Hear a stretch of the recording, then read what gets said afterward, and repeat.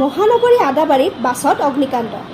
অসম ৰাজ্যিক পৰিবহণ নিগমৰ ইলেক্ট্ৰিক বাছত এই অগ্নিকাণ্ডৰ ঘটনা।